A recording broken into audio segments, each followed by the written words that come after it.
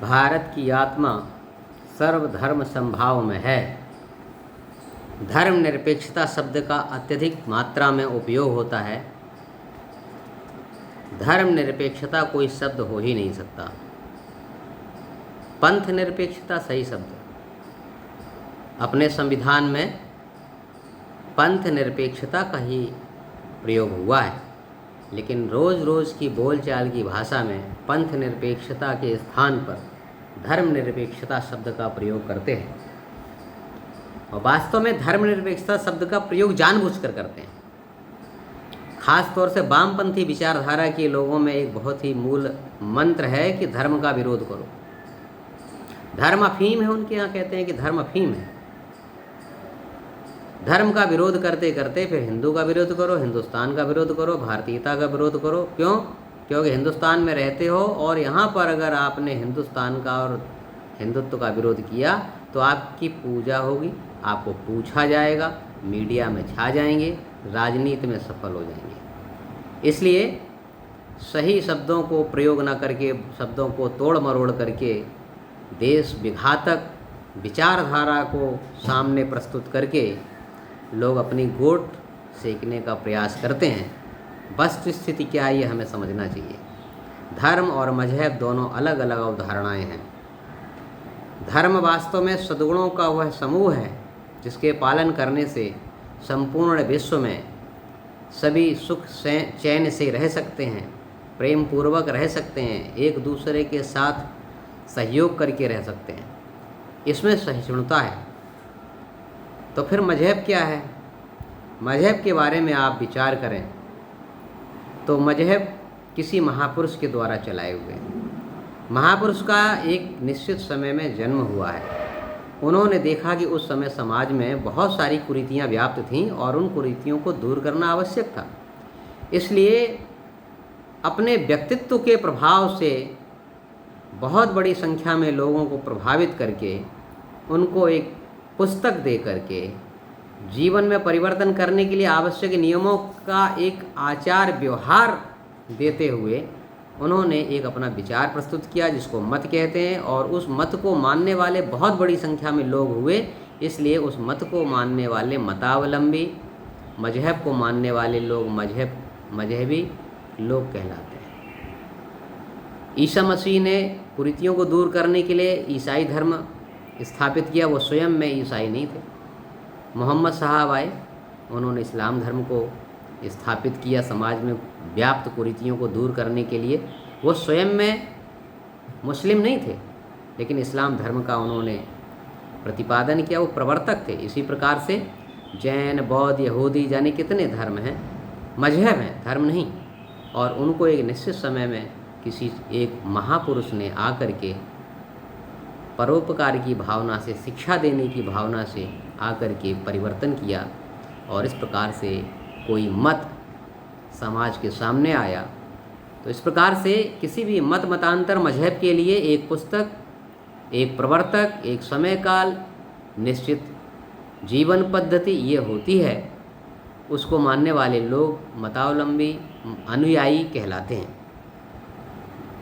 इस प्रकार से अगर इनको दो भागों में बांटा जाए तो कुछ मजहब ऐसे हैं जो विदेश में उत्पन्न हुए और कुछ मजहब ऐसे हैं जो हमारे भारतवर्ष में उत्पन्न हुए। भारतवर्ष में उत्पन्न हुए मजहब में सिख, बौद्ध, जैन ऐसे मत हैं जिनके बीच में हिंदुओं के और इन मतावलंबियों के बीच में कभी संघर्ष, खून खराबा दिखलाई नहीं पड़ता, कभी नहीं हुआ। कुछ मजहब बाहर के हैं, इस्लाम है, ईसाई है, दूसरी भूमि पर हुए हैं। उनके अंदर विश्व में सर्वोच्च बनने की इच्छा है, आकांक्षा है, पूरे विश्व को उसी झंडे के नीचे लाने की इच्छा है।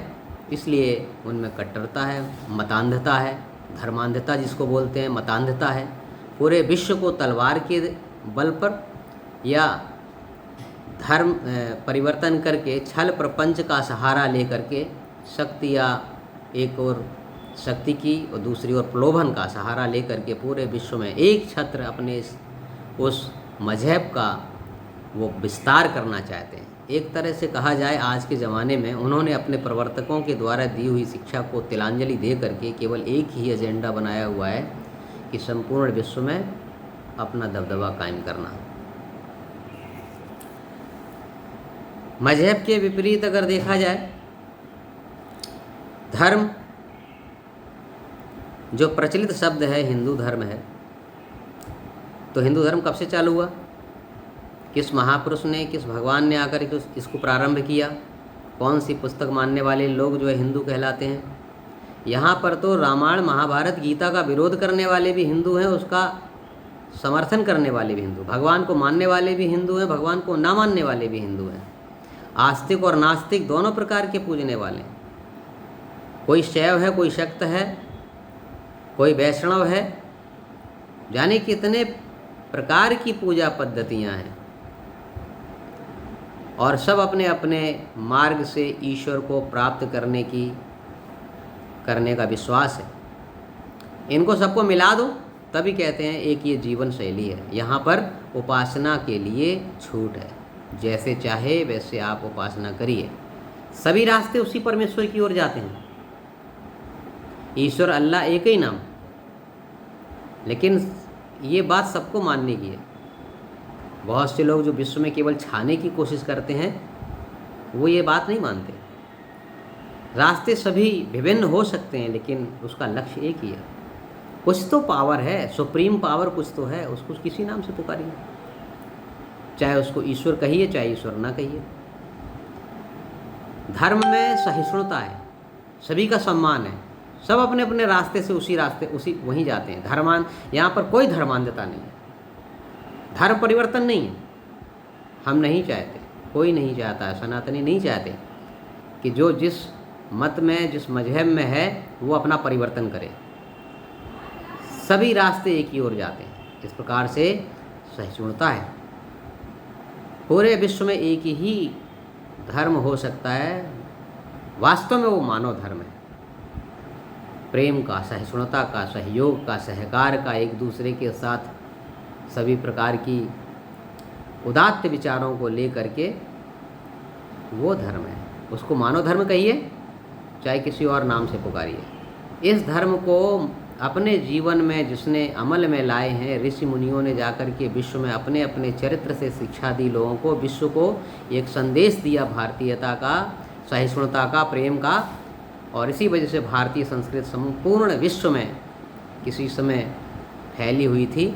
तलवार के बल पर नहीं, यहाँ से कोई सेना नहीं गई थी। ऋषि मुनि केवल अपने गेरुए वस्त्र में गए थे और उन्होंने लोगों को प्रेम की शिक्षा दी। हमने कभी भी विश्व के किसी भी भाग में तलवार के दम पर, शक्ति के दम पर परिवर्तन नहीं किया। हमें धर्म परिवर्तन कराने की आवश्यकता नहीं है। अगर आपको विचार अच्छे लगते प्रेम मोहब्बत के, तो उनको स्वीकार करिए। विश्व की धारणा उसी से होगी। आप कहते हैं कि धर्मनिरपेक्ष होना चाहिए। धर्म तो एक ही है, मनुष्य का धर्म इंसानियत, और चाहते हो उससे निरपेक्ष रहे, ये यानी इंसानियत से दूर रहे। तो किस पर रहेगा फिर? अधर्म पर रहेगा, राक्षसी संस्कृति को मानेगा। हम ही सब कुछ हैं, हमारा ही सब कुछ है, छीना झपटी, लूट खसोट। इसलिए धर्म निरपेक्ष कोई शब्द ही नहीं है, इंसानियत निरपेक्ष कोई शब्द ही नहीं है। मजहब हो सकते हैं अलग अलग, उनसे निरपेक्ष रह सकते, लेकिन इंसानियत के निरपेक्ष नहीं रह सकते। इसलिए धर्मनिरपेक्षता शब्द कोई शब्द नहीं है। अपने संविधान में भी पंथ निरपेक्षता शब्द का प्रयोग किया है। मजहब भी जो धर्मांधता है उसमें कट्टरता है, मजहबी उसको अलग करके, मजहब नहीं सिखाता आपस में बैर रखना, हिंदी हैं हम, वतन है हिंदुस्तान हमारा। ये उदात्त विचार जो लोग नहीं मानते उनको मानने की आवश्यकता है। हम तो मानते ही हैं। भारतीय संस्कृति के लोग, सनातन लोग, जिसको आर्य संस्कृति कहिए या दूसरे शब्दों से पुकारिए, वो तो मानते ही हैं। क्यों मानते? क्योंकि ये विचारधारा धार्मिक विचारधारा, धर्म पर आधारित है, पूरे विश्व को अपने आगोश में लेने वाली है। लेकिन अगर कोई खून खराबा करना चाहता है, अपने विचारों को ही लादना चाहता है, तो ये गलत है। मजहबी कट्टरता ठीक नहीं है। इसलिए भारत की आत्मा मजहबी कट्टरता में नहीं, धर्मनिरपेक्षता में है। धर्मनिरपेक्षता में नहीं है, बल्कि धर्म सापेक्षता में है। हमें धर्म के अनुसार ही अपने जीवन का पालन करना चाहिए। और पंथ निरपेक्षता शब्द सही है। हम लोग तो सर्वधर्म समभाव को मानने वाले लोग हैं। भारत माता की जय।